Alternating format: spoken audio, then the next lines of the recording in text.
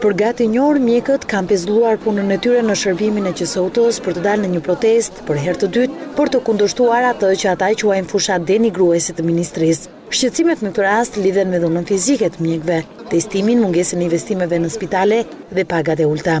Tritan Kalo, mjek infeksionist, tha se stafi mjekësor është në presionin e Ministrisë së Shëndetësisë.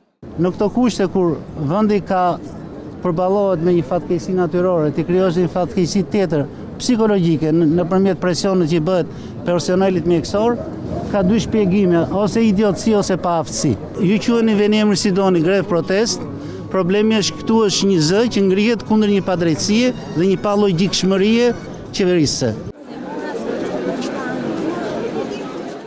Albert Koja është mjek pediatër në QSOT, që si 10 mjek të tjerë u bashkua protestës. Shqetësimi që ngriti mjeku janë pagat e ulta të bluzave të bardha dhe kërkesa është që kjo pagë të rritet deri në 15%.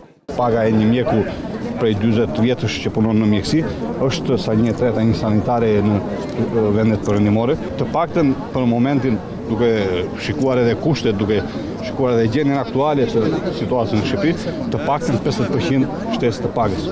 Por Tirana nuk ka qenë vetëm qytet ku bluzat e bardha u shprehen kundër dhunës dhe testimit.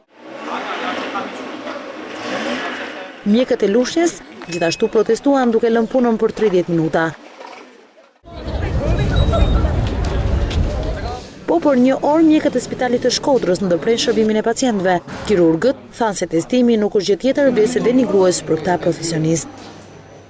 E pyetur nga Ora News, Ministria e Shëndetësisë thotë zyrtarisht se nuk ka për të tërhequr nga testimi, ndërsa për investimet në spitale, sidomos në shërbimin e infektivit në Tiranë, ku kritikat e mjekëve kanë qenë më të mëdha, Ministria e Shëndetësisë thotë se ka bërë konstruksion të një pjese të konsiderueshëm të këtij pavioni.